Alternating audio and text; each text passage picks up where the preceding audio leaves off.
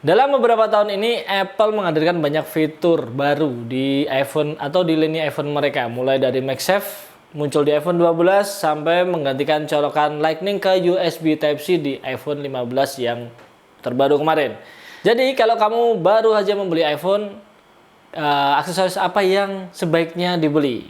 Dan di video kali ini kita akan memberikan rekomendasi beberapa aksesoris wajib yang kalian punya atau kalian perlu punya di tahun ini. Aksesori pertama tentu aja adalah kabel. Ini wajib. Kenapa ini aksesoris ini penting gitu? Kan udah ada kabel bawaan nih ketika kita membeli sebuah iPhone. Biasanya kabel bawaan ini nggak cukup panjang. Jadi kalau kalian menginginkan pengen hal-hal yang fleksibel, ya kalian perlu membeli atau mencoba kabel iPhone yang memiliki panjang sekitar 1,5 sampai 2 meter. Kenapa? Karena fleksibel untuk naruh iPhone di stand atau ketika di meja kerja gitu kan. Kalian bisa menaruh iPhone itu di stand, terus kalian bisa nyolokin ke charger si iPhone itu ke charger. Jadi nggak perlu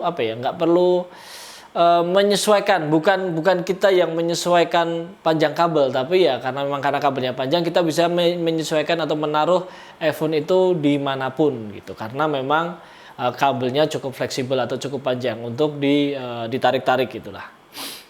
Apalagi kalau kalian memang suka mengatur atau work setup seperti aku kayak gini, jadi kalian bisa mengatur-ngaturnya sesuai dengan estetika dan terlihat lebih cantik lah. Kemudian kabel yang panjang ini juga menyenangkan atau sangat menguntungkan ketika kita ada nongkrong di kafe nih. Kita kan nggak ngerti nih colokan kafe itu ada di posisi mana. Biasanya colokan kafe itu kan ngumpet-ngumpet di bawah di kolong meja. Nah, kalau kabelnya itu nggak atau kurang panjang ya kita nanti bisa naruh iPhone-nya bisa di samping gitu. Kita nggak bisa naruhnya di atas meja. Jadi kalau ada notifikasi telepon atau apapun itu, kita bisa melihatnya dengan lebih mudah.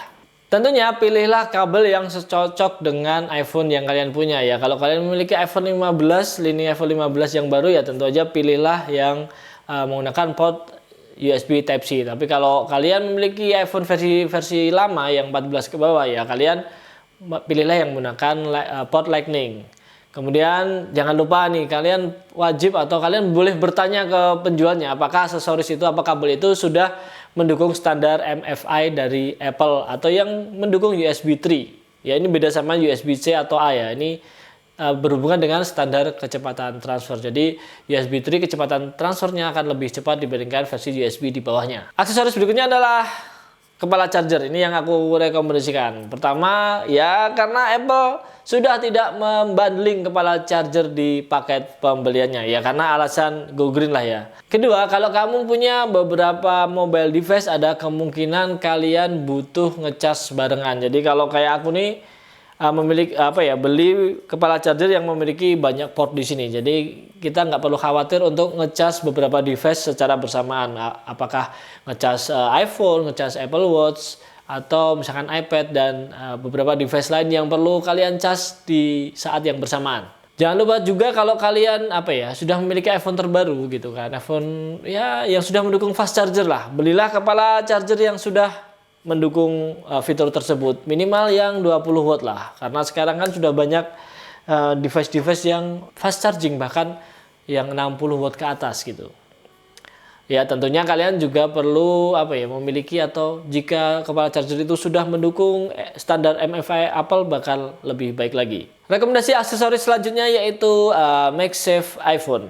Di iOS 17 ini Apple menghadirkan fitur standby. Jadi ini fitur kalau kamu menaruh iPhone secara horizontal, iPhone bisa nampilin jam atau beberapa aplikasi yang sudah mendukung dalam kondisi ketika iPhone kalian tuh sleep. Jadi stand iPhone seperti ini, aku punya yang seperti ini. Jadi kalian nempel iPhone-nya di sini, itu memunculkan fitur standby secara otomatis. Jadi setauku standar MagSafe sekarang ini mendukung charging paling cepat itu 15 watt. Jadi biasanya ini dipakai untuk ya kalau kalian datang ke kantor bekerja, kalian tempelin aja iPhone situ dan iPhone ini akan ngecasnya nggak fast charging. Tapi it's okay lah karena memang fungsinya bukan untuk cepet-cepetan ngecas ya. Ini lebih ke biar iPhone-nya baterainya nggak habis aja ketika nanti kita membutuhkan iPhone itu di luar ruangan kerja. Tapi kalau kalian memiliki iPhone 15 yang versi terbaru, ya mungkin bisa lebih cepat lagi karena sudah mendukung standar Q2 wireless charging atau Q2 lah wireless charging.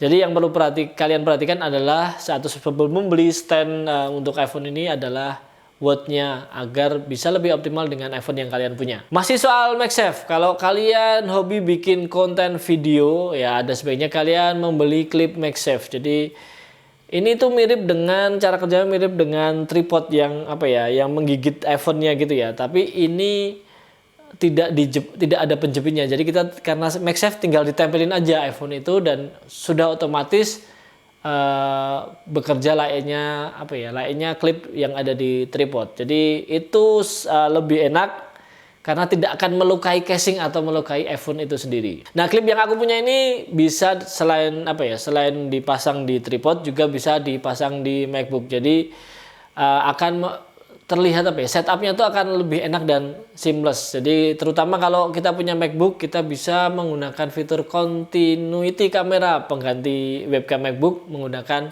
kamera iPhone biar lebih jelas, dan itu ya tipikal khas aksesoris iPhone, akan terlihat estetik dan indah. Aksesoris berikutnya terutama buat kalian pengguna iPhone 15 ya yang sudah Type-C, apalagi kalau bukan dongle alias konektor USB. Artinya apa? Artinya dukungan buat dipakai bersama device atau aksesoris lainnya itu bertambah luas. Ya misalnya kamu merekam video dengan format yang paling mentok pol kanan lah. Kalian bisa colokin SSD ketika merekam. Jadi videonya itu langsung terrekord di SSD eksternal, jadi nggak menggunakan internal storage dari iPhone itu.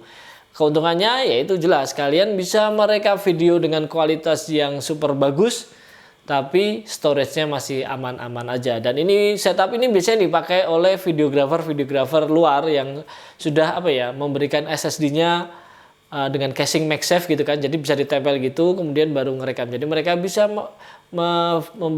membuat footage dari iPhone dengan lebih leluasa. Terus kalau kamu seorang gamer, ini dongle ini penting ya.